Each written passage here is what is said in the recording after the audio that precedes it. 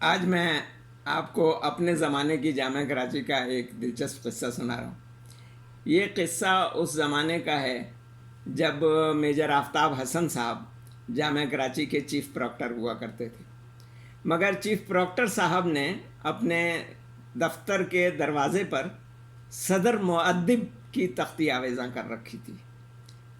مؤدب کہتے ہیں ادب سکھانے والے کو، اور پروکٹر کا اس سے بہتر ترجمہ کوئی نہیں ہو سکتا۔ تو یہ قصہ اس وقت کا ہے کہ جب میجر آفتاب حسن صاحب جامعہ کراچی کے چیف پروکٹر تھے، یعنی صدر مؤدب تھے۔ جامعہ کراچی کی دنیا شہر سے 12 میل پرے کی دنیا کہلاتی تھی۔ نیو ٹاؤن کے بعد سے سارا راستہ سنسان تھا۔ ابھی فلیٹوں کے یہ جنگل نہیں اگے تھے جو اب جامعہ کراچی کو بھی پار کر گئے ہیں۔ گاڑیاں اپنے وقت پر چلتی تھیں۔ ایک طالب علم کو کسی اشد ضروری کام سے شہر تک جانے اور پھر واپس آنے کی ہنگامی ضرورت پیش آ گئی۔ وہ جامعہ کراچی کے بس ڈپو کی طرف بھاگا کہ شاید کوئی گاڑی باہر جانے کے لیے تیار کھڑی ہو، مگر وہاں کوئی گاڑی تیار نہیں کھڑی تھی۔ ڈرائیور صاحبان بھی وہاں سے غائب تھے، غالباً کسی کیفے ڈی پھوس میں بیٹھے چاہ چو کی محفل ناو نوش سجائے مگن ہوں گے۔ البتہ ایک پرانی سی بس کھڑی گھرڑ گھرڑ کر رہی تھی۔ یہ دھکا اسٹارٹ بسیں تھیں۔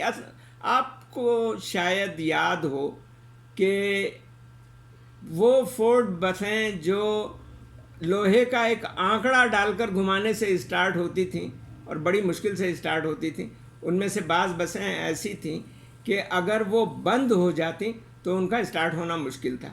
تو ایسی دھکا اسٹارٹ بسوں کو ڈرائیور بالعموم اسٹارٹ ہی چھوڑ دیتے تھے۔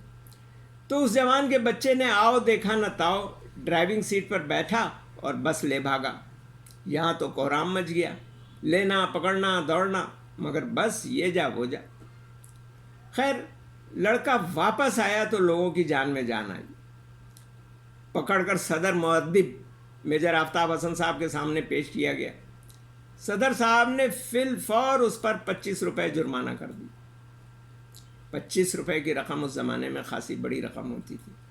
اندازہ اس سے کر لیجئے کہ ہم جو بی ایس سی کے طالب علم تھے 4.5 روپے ماہانہ فیس ادا کیا کرتے تھے۔ طالب علم بڑا رویا گیا، مگر میجر صاحب نے کہا کہ تیرا جرم اتنا سنگین ہے کہ یہ سزا بھی کم ہے۔ پھر وہ اپنی درخواست لے کر شیخ الجامعہ ڈاکٹر اشتیاق حسین قریشی تک پہنچا، مگر جب وائس چانسلر صاحب کو تمام تفصیلات معلوم ہوئی اور یہ پتہ چلا کہ سزا میجر صاحب نے سنائی ہے تو انہوں نے کہا کہ نہ بابا نہ، یہ سزا تو صرف میجر صاحب ہی معاف کر سکتے ہیں۔ لوگوں نے اس کو سمجھایا بجھایا کہ جا کر میجر صاحب ہی سے معافی تلافی کر۔ بالآخر وہ اپنی درخواست لے کر پھر میجر آفتاب حسن صاحب کے پاس گیا اور کہنے لگا کہ میرے والدین بہت غریب ہیں، وہ جرمانہ ادا کرنے کے لیے 25 روپے مجھے تا عمر نہیں دے سکتے، وہ تو میری فیس بھی بڑی مشکل سے اپنا پیٹ کاٹ کاٹ کر ادا کر پاتے ہیں۔ آپ میری سزا معاف کر دیں ورنہ میری تعلیم کا سلسلہ ختم ہو جائے گا۔ میجر صاحب نے کہا کہ اگر میں آج تیرا یہ جرم معاف کر دوں تو آئندہ تو اس سے بھی بڑا جرم کرے گا، لہٰذا جرمانہ ہرگز معاف نہیں ہوگا۔ یہ سن کر لڑکا پہلے تو روہانسا ہوا، پھر بلک بلک کر رونے لگا۔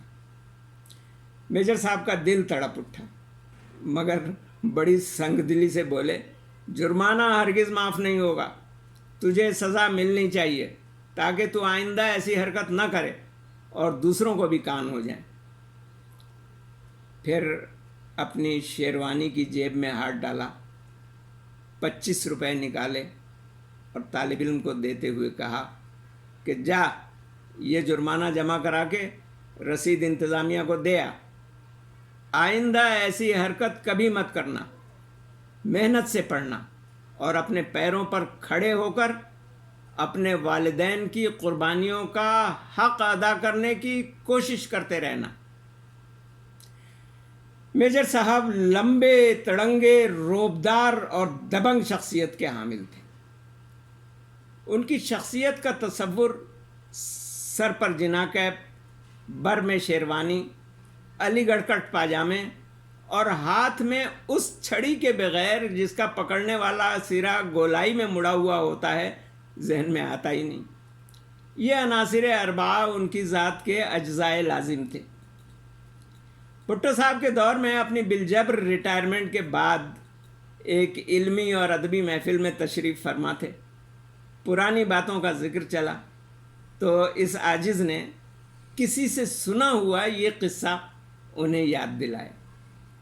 اپنی چھڑی سے زمین کھٹکھٹا کر کہنے لگے، ارے ایک اور مزیدار واقعہ سنو۔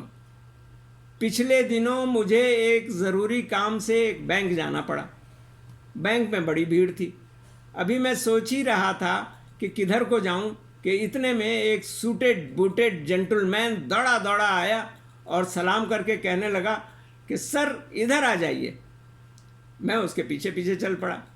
وہ مجھے ایک مزین ایئر کنڈیشن کمرے میں لے گیا جس کا دروازہ آپ سے آپ بند ہو جاتا تھا۔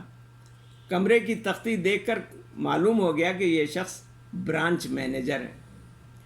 وہاں اس نے مجھے ایک آرام کرسی پر بٹھا دیا اور خود میرا کام لے کر کے باہر چلا گیا۔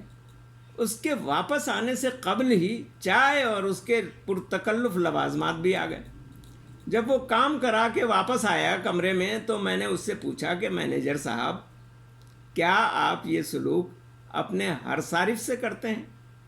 تب اس نے کہا کہ سر آپ نے مجھے پہچانا نہیں۔ میں نے کہا نہیں بھائی، تعارف کراؤ، تم کون ہو؟ میں نے تمہیں نہیں پہچانا۔ بولا میں وہی ہوں جو پوائنٹ کی بس لے کر کے بھاگ گیا تھا اور آپ نے 25 روپے جرمانہ کر دیا تھا۔ میں چائے کی پیالی چھوڑ کر اٹھ کھڑا ہوا۔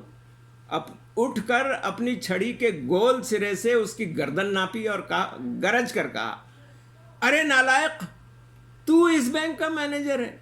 ارے تو کسی دن پورا بینک لے کر بھاگ کھڑا ہوگا۔ برانچ مینیجر کوٹ پتلون ٹائی میں ملبوس، چھڑی میں گردن پھنسوائے اور سر جھکائے کھڑا رہا۔ اس کی آنکھوں میں آنسو آ گئے۔